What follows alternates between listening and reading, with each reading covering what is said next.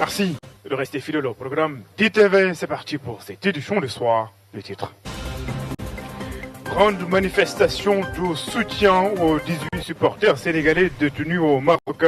Pour ces citoyens, ces derniers sont des otages. Ils exigent leur libération dans le plus bref délai. Détention depuis 1 an de Farbangom. Les dignitaires religieux du Fouta prient pour la libération du maire et député des Agnam. Selon eux, ces prières vont porter leurs fruits. Et puis cette secret story nous ramène à Nyoro. Retenez que Gungé Mbaye a pulvérisé les records en 2025 avec des rendements atteignant 32 tonnes à l'hectare. Mais à côté de ce succès se cachent également plusieurs défis. L'accès à l'eau. Nous allons vous amener donc à Ndramé Escale avec Seikou Diallo. Voilà pour les titres. Le développement, c'est dans une poignée de secondes.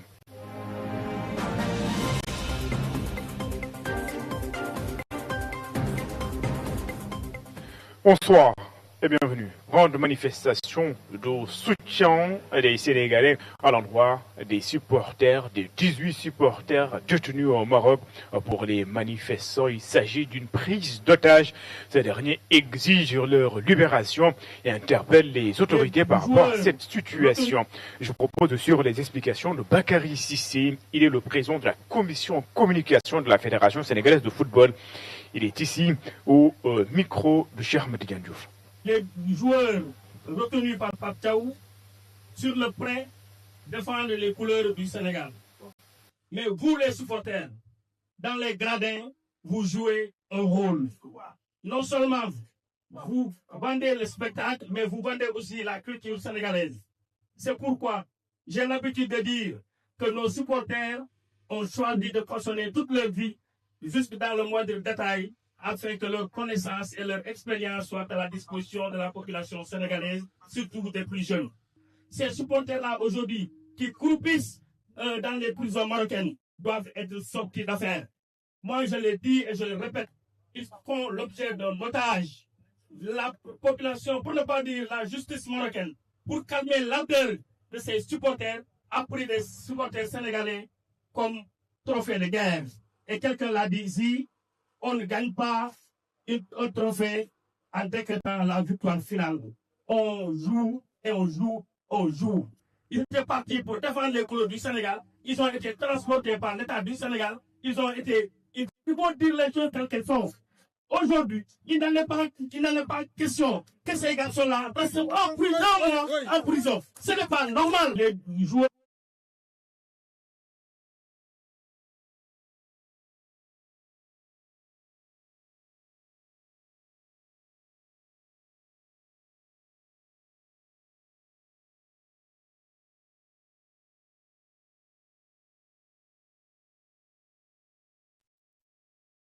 Et d'ailleurs, leur fruit, Matam, Amadou Diallo.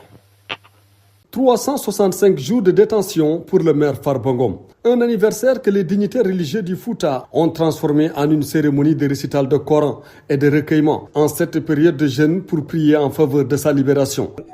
Mais ce qui nous a plus marqué dans cette journée mémorable, c'est l'initiative qu'ils ont pris, les dignitaires, les chefs religieux. C'est la première fois dans l'histoire du Fouta qu'on a eu cette journée comme ça dans la région de Matam.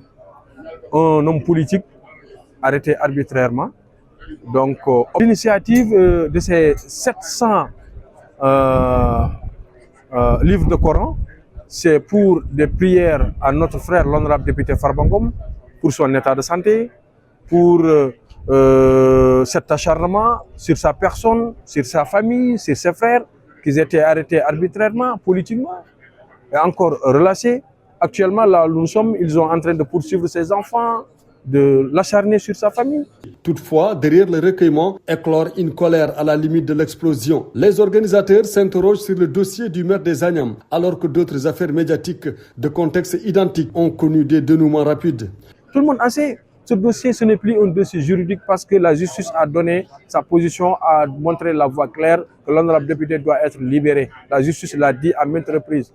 C'est une mainmise politique qui est derrière dans ce dossier. Il n'y a rien de plus. En détention depuis le 27 février 2025, la dernière fois que le maire des Agnam est apparu en public, c'était à l'hémicycle lors de la levée de son immunité parlementaire. Face à ses pairs, il a vigoureusement contesté les accusations, brandissant le Coran à la tribune. À l'image des Agnam, les autres localités du Fouta continuent de réclamer sa libération.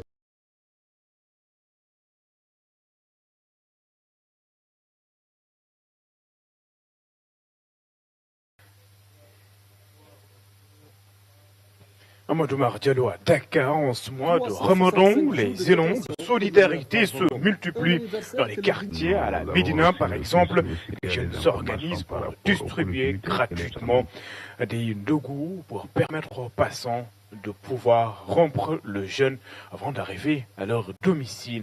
C'est un reportage signé Elisabeth Rastine et Noguedjan. Nous avons reçu aussi qu'il y a des informations par rapport aux collectivités que les gens n'ont pas payé correctement. Tout ça, l'un dans l'autre, je pense que c'est un cocktail explosif. Et la coalition, en tout cas, est en train de regarder ces sujets et d'y réfléchir et voir qu'est-ce qu'il faut faire exactement pour amener les partis à reprendre le dialogue et certainement déboucher sur une paix durable. Mais le gros du problème, c'est parce que le pacte n'a pas eu le suivi nécessaire. Parce qu'on signe le pacte depuis bientôt 1 an, et en termes de mise en œuvre, vraiment, il y a beaucoup de retard. Et les gens aussi sont formés à déclencher des mouvements parce qu'effectivement, s'il y a des accords qui ne sont pas respectés, ça pose des problèmes. Voilà un peu la situation malheureuse. Nous sommes partie prenante parce que certains syndicats en outre sont membres de notre organisation. Et nous avons aussi notre solidarité à apporter aux autres, à tout le monde d'ailleurs. Donc voilà. Ce qui fait que nous sommes tous interpellés, et particulièrement l'État du Sénégal, parce qu'en signant ce pacte, la question c'était, ils ont de régler les revendications des travailleurs. Malheureusement, sur beaucoup de questions, l'État tarde à bouger et enfin, les gens ne peuvent pas toujours attendre. La question est très sérieuse. Je pense qu'il faut que l'État se ressaisisse, non obstacle maintenant les questions des étudiants à l'université, etc., etc. Parce que vraiment, si on peut retrouver une paix durable, il faut que les partis se retrouvent au niveau du comité de suivi du pacte, qu'on puisse évaluer et voir sur 2026 qu'est-ce qu'on peut faire très rapidement. Nous restons dans le cadre du mois béni de Ramadan à Maké. La mairie a déployé d'importants moyens financiers pour appuyer les écoles coraniques de la commune. Pour le maire parle bien sûr. Le maire de la commune de Mbaké a donc sorti une enveloppe de plus de 10 millions de francs CFA pour accompagner les darans en cette période de conjoncture économique difficile. L'aider de la ville de Mbaké s'est également exprimé sur les sentiers de la commune. Gourandaklo et Maïsek.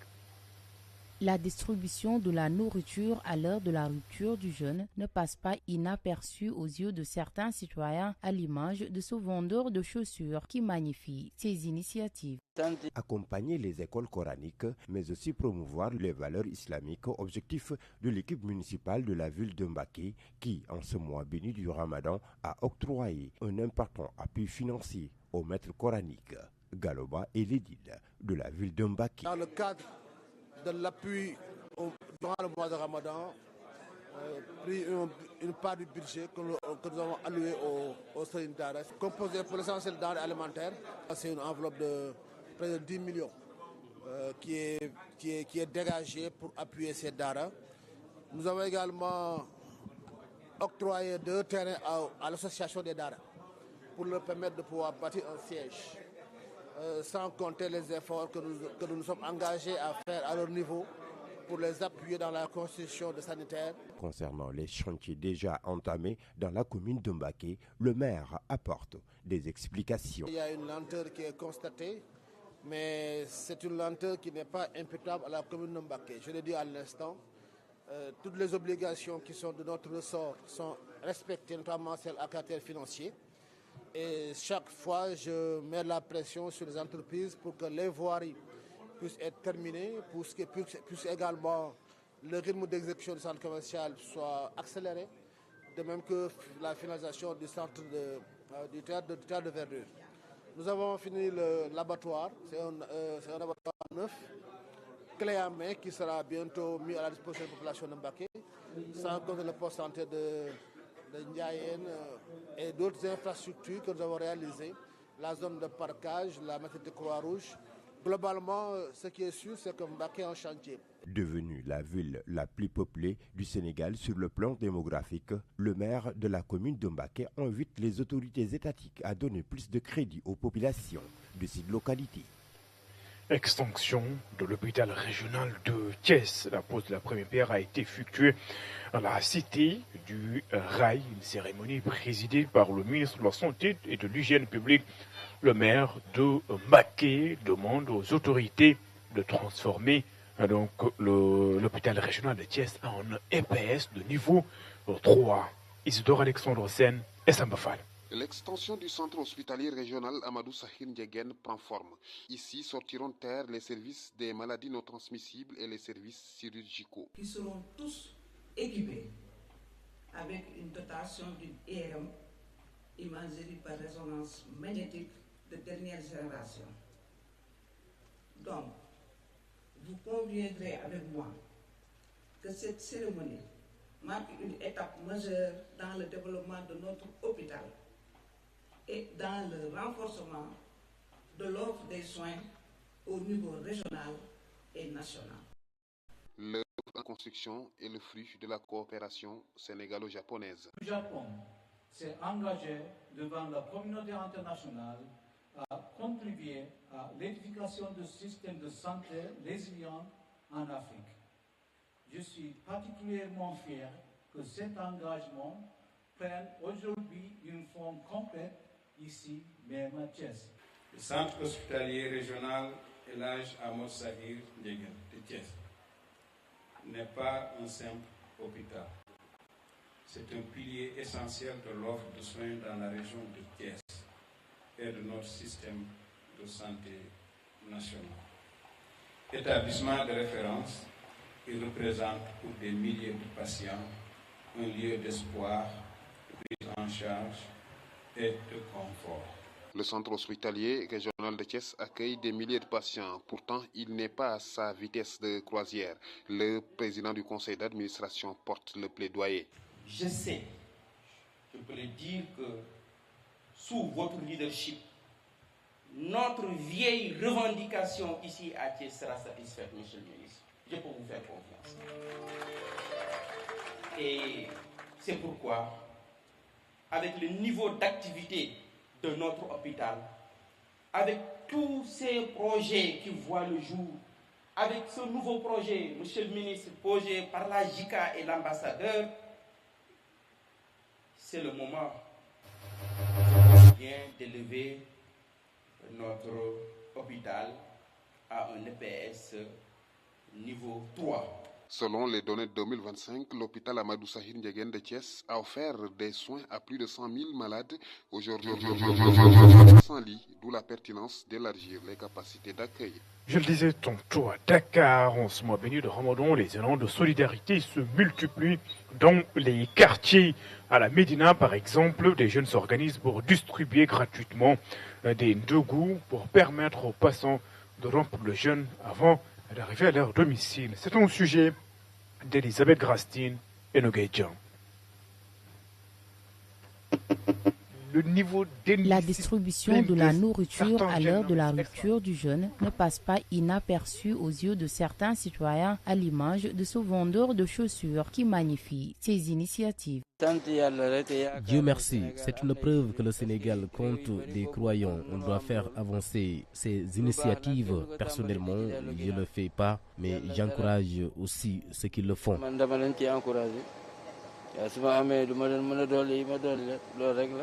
Même son de cloche chez ce citoyen qui apprécie le geste et souhaite que cette solidarité dépasse le mois de Ramadan, même s'il reconnaît que la situation économique reste difficile. C'est une bonne chose. Il y a des gens qui travaillent loin de chez eux et que l'heure de la rupture les trouve un chemin. Du coup, c'est une très bonne initiative. On devrait la continuer, mais le pays traverse actuellement une période difficile. Cet homme, touché par l'engagement des jeunes, n'a pas hésité à formuler des prières pour tous ceux qui participent à ces élans de générosité. Ce que les jeunes font avec le café, c'est une bonne chose. Même offrir des dates, ce sont des actes de grâce devant Dieu. Il n'y a qu'au Sénégal qu'on voit cela. Que Dieu bénisse ceux qui le font et leur accorde la grâce de continuer chaque année. Du café, des dates, des morceaux de pain distribués dans les rues de Dakar lors des heures de rupture créent des moments de communion et de solidarité. Une initiative saluée par beaucoup de nos interlocuteurs qui espèrent que cela va se perpétuer, même après leur... Elisabeth Christine à Nyoro, le projet Gunge Mbaye a pulvérisé les records en 2025 avec des rendements qui atteignent 32 tonnes à l'hectare. Mais à côté de ce succès, plusieurs défis restent encore à relever. L'accès à l'eau. Je vous propose d'ailleurs de vous amener à Dramé Skal, en compagnie de Sékou Diallo et d'Astomé. À Nyoro, la terre ne se contente plus de nourrir, elle enrichit. La culture de la pomme de terre et de l'oignon est devenue une activité particulièrement rentable dans le département. En 2025, le projet Gunge Mbaye a transformé l'essai avec des rendements records malgré un calendrier serré. Effectivement, les terres ici sont vraiment favorables. L'année dernière, nous avions atteint les 30 tonnes à l'hectare pour la pomme de terre et 32 tonnes pour l'oignon. C'est une prouesse car nous avions démarré la campagne tardivement. Mais les producteurs ont fini l'année avec le sourire.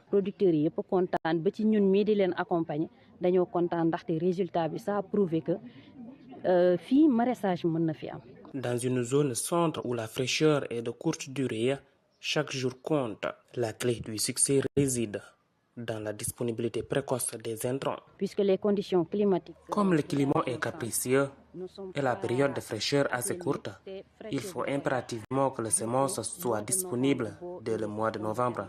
C'est la condition pour récolter à temps, avant les fortes chaleurs. En Dramé Skal, un obstacle de taille persiste. La soif des cultures. Si la volonté est là, l'eau, elle manque encore à l'appel. Si toutes les conditions étaient réunies, nous pourrions approvisionner tout le marché en légumes. Mais notre grand problème, c'est l'accès à l'eau en quantité suffisante. Malgré ce défi hydraulique, le savoir-faire, lui, est bien présent grâce aux formations de Gunge Mbaye. La pomme de terre était une inconnue pour nous, mais aujourd'hui c'est une réalité dans le département. Nous avons été bien formés aux bonnes pratiques horticoles. Elles sont plus de 20 femmes à braver la terre pour conquérir leur indépendance financière. Un exemple de résilience qui redessine l'avenir agricole dans le département de Nyoro. Visite de chantier du stade municipal de Kolda. Le maire de la commune se dit satisfait de l'état d'avancement du chantier. Il promet d'ailleurs sa livraison à date échue. Seydou Diatta. Quelques mois après la pose de la première pierre, l'infrastructure commence déjà à sortir de terre sur un site de 4,5 hectares. Pour s'enquérir de l'état d'avancement des travaux et s'assurer du respect des délais d'exécution, le maire de la commune de Kolda, Elhadj Mamboy Diawo, accompagné de ses partenaires techniques, a effectué une visite inopinée sur le chantier. Cet ouvrage-là est une demande forte des populations de Kolda et nous sommes venus justement pour de visu constater le niveau d'avancement des travaux au niveau du stade municipal de Kolda.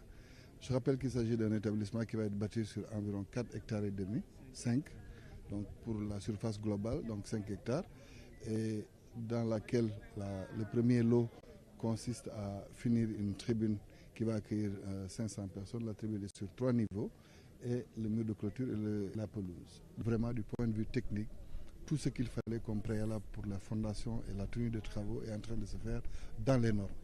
Et je m'en réjouis personnellement. La commune de Kolda ne dispose actuellement que d'un seul stade conforme aux normes.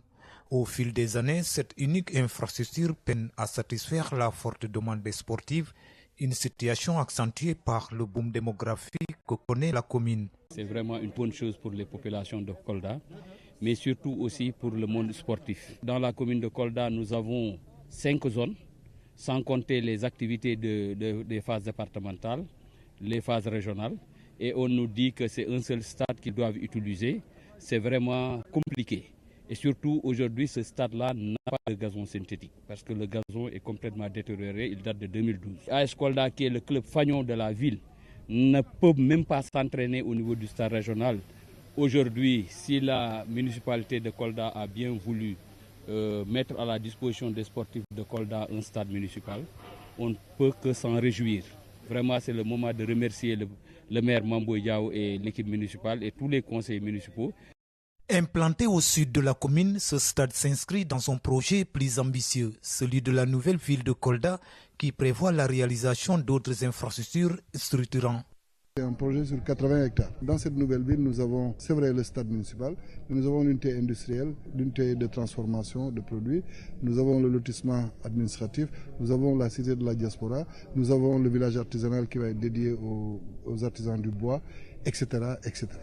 Dans une ville telle Kolda confrontée à un déficit d'infrastructures, ce nouveau stade apparaît comme un symbole d'espoir et de modernisation. Une initiative saluée par la population qui y voit un moteur pour le développement socio-économique et de l'épanouissement de la jeunesse. C'est la fin de cette édition. Merci de l'avoir suivi. Excellente suite de programme sur les antennes d'ITV. Et puis retenez qu'à 22h en direct du rond-point HLM Grand Yoff, vous pouvez retrouver votre rendez-vous du mois de Ramadan. Iftar va recevoir ce soir en première partie le maire de la commune de Grand Yoff, Madiop Diop, qui sera donc ce soir avec nous, mais également Madana Khan, banquier, président du parti Dundou.